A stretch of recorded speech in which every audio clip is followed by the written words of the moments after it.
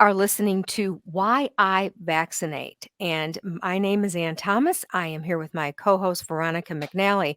And Veronica, this segment, very interesting, something that you are very passionate about, and that is making sure kids in the state of Michigan are vaccinated. And the pandemic has caused some problems with that. So take over from here and you can introduce our guest. Our guest is Dr. Farhan Bhatti, and we'll let you go from there, Veronica.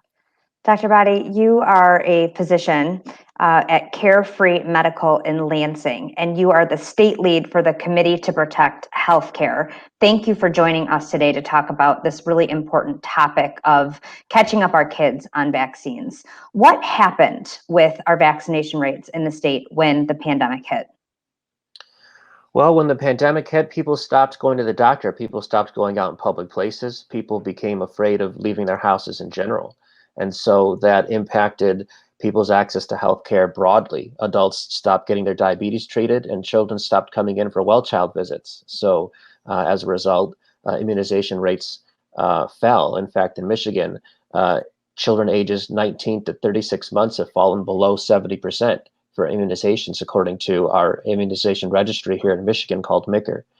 And so it's really concerning. And we're trying to tell people that although we're not out of the woods yet with the pandemic, it is really important to get your kids caught up on vaccines if they've fallen behind.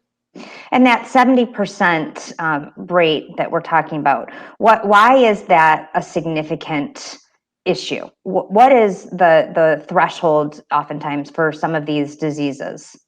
Well, we know that in order to obtain what's called herd immunity, you need to have 90% approximately or more of the public immunized. And so 70% is not high enough to protect the public broadly against these diseases. We've seen in Minnesota, measles start to come back.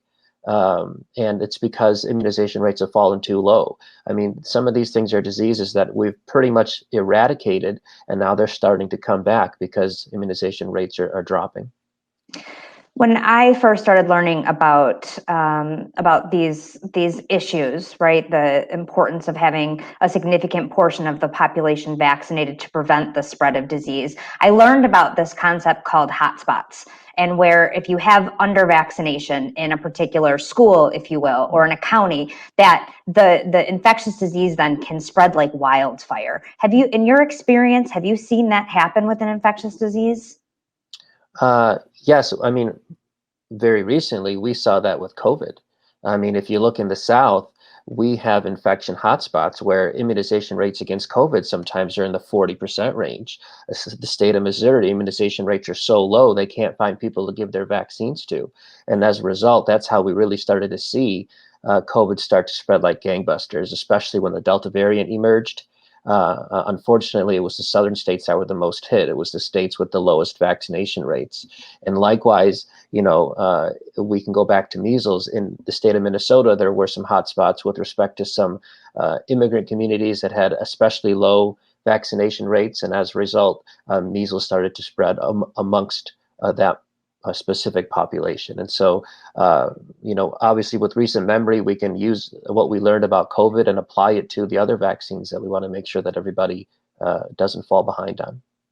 And I know one of the diseases that we talk a lot about in the fall is influenza. Can you talk to us about maybe what you're anticipating will be different with influenza this year versus last year? So just like COVID, influenza is a virus that's a respiratory virus. It's spread by droplets. And so all the same precautions that we took a year ago to try to protect ourselves from COVID also protected us against influenza. And that's why we saw a significant drop in hospitalizations due to flu last year amongst adults and children, because people were wearing masks, people were distancing, and people were paying attention to hygiene. And now 1 year later, where people have sort of relaxed a little bit with their mask wearing, with their distancing, and with their hygiene, as a physician that takes care of people not just in the outpatient setting, but also in the hospital, I'm worried that hospitalization rates are going to go up because of influenza. Because of influenza, RSV, COVID, all of them. And what we're trying to do is preserve as many hospital beds as possible for COVID patients who really need them. And if those bed spaces are occupied by people with influenza, RSV, other respiratory viruses, we're going to have a huge problem. No, I think it's so important for us to be reminded of the importance of the preventative care and the protection of vaccines. And I know you have some questions for Dr. Body. Doctor, is there an element also of vaccine hesitancy just because people are misinformed about vaccines too? Unfortunately, yes. This is not new, but with the advent of COVID, I feel like Yeah. vaccine hesitancy has become more profound amongst a certain element of the population.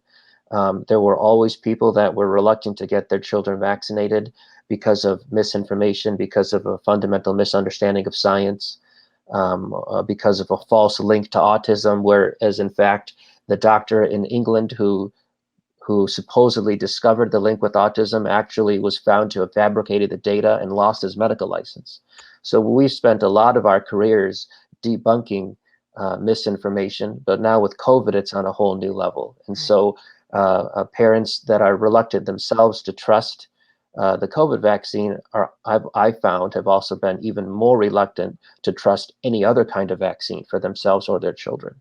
Can you go back and kind of give us a little mini history lesson about how many diseases have been eradicated because of vaccines? Maybe that would help people who are concerned or hesitant. Well, we know that smallpox was eradicated because of the vaccine. Polio has all but been eradicated. Measles has been all but eradicated.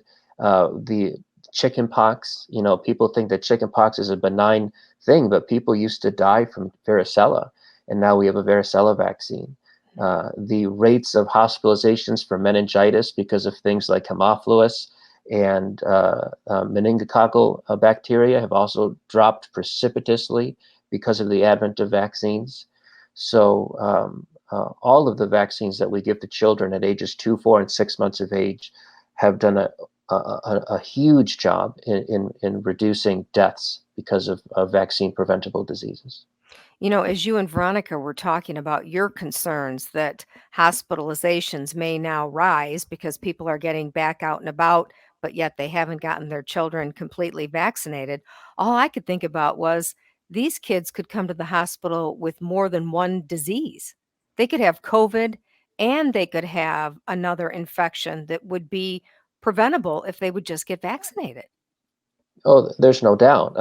And, I have seen in my years working as a pediatric hospitalist at Sparrow on the weekends here in Lansing, I've seen kids that have been hospitalized with more than one respiratory virus. Maybe they test positive for influenza A and they test positive for RSV. Um, and, I myself have taken care of infants who have been hospitalized that have been COVID positive in the hospital. And unfortunately, we can't predict who's going to get COVID and who's going to get minimal symptoms and get better, and who's going to get COVID and who's going to get really sick and die. There's no reliable way to predict that. And so as a result, we have to take all of the precautions that we know we need to do to protect all of us. And that's the scary thing about COVID, I think. A lot of people will say, especially if they're vaccine hesitant, they'll say, well, I'm extremely healthy. I will be just fine if I get COVID. But in reality, we don't know that. That's just not accurate. Absolutely. There have been many young and healthy people that have died from COVID, especially since Delta came out. Now that over, 95% of all the cases of Delta in the United States, I mean, all of the cases of COVID in the United States are from the Delta variant, which is more contagious and more virulent. Younger, healthier people are getting sick from COVID, and younger, healthier people are dying from COVID. We have a 28-year-old in Sparrow Hospital's ICU on a ventilator from COVID. And so nobody is immune. Unfortunately, it's not written on our foreheads. I wish it was, who's going to get COVID and who's going to get really sick and who's going to get COVID and who's going to get better. If we knew that information, we'd be able to do a better job of stratifying the public and mitigating risk, but we don't know how that's going to happen.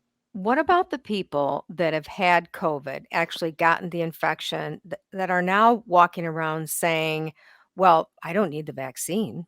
I've had COVID. I've got plenty of antibodies. That applies to both adults, I think, and children. You hear a lot of that lately. Yeah, unfortunately, that's another sort of hot topic amongst the misinformation crowd, including some prominent politicians. However, what the data indicates is that, especially if you got sick a year ago from the Alpha variant, um, that does not mean that you aren't capable of getting sick from the Delta variant or another variant moving forward. Um, the immunity that you get from a vaccine is more robust and more long lasting than the immunity that you get from having been infected from a previous variant. And if you just look at the raw numbers, if you look at these breakthrough infections, people that had COVID before are more likely to get a breakthrough infection than somebody who's gotten a vaccine. Oh, that's And so interesting. the most robust type of immunity that you can get actually is getting sick with COVID and then following that up 3 months later with a vaccine. That is the most robust protection. And so we really do encourage even the people that got COVID to get vaccinated to protect themselves and their families. And before we let you go, let's just go back to vaccine hesitancy overall. If you've got parents out there who are really concerned and they have questions, they've either seen something on the internet or they're talking to their friends and they have information and they don't want to get their children vaccinated for anything, how do you help them? What do you say? Well, so as a public health person, what the first thing that I recommend is go talk to the doctor that you trust. So go talk to your family physician like me, or go talk to your pediatrician, because regardless of what your political background is, you tend to trust your physician. Physicians have a high degree of trust amongst the public. So if you have questions or concerns about the safety of these things, then make an appointment with your doctor and go talk to him or her and get their advice and get their opinion about the safety of all of these vaccines, not just COVID. And then individually, as a physician, one-on-one, when I'm talking to my own patients, I usually just listen and I will ask, what concerns do you have? And then that will help guide the conversation, because if they have concerns about autism, then I will pull up, even on my computer in real time, I will pull up the information about how that's been debunked. Here's the physician in England who falsified the data and lost his license and got in trouble. If they worry about side effects, I'll discuss the side effect data, and I will talk about uh, how many of these diseases have been eradicated from the globe because of these vaccines. And uniformly, the risk of getting sick from these illnesses and the consequences of those illnesses is many, many times more dangerous than any potential risk from the vaccine itself. And Veronica McNally, I know that what Dr. Body just said is exactly the messaging of the Franny Strong Foundation. That's exactly right. Dr. Body, thank you so much for spending time with us today to talk about the importance of vaccines.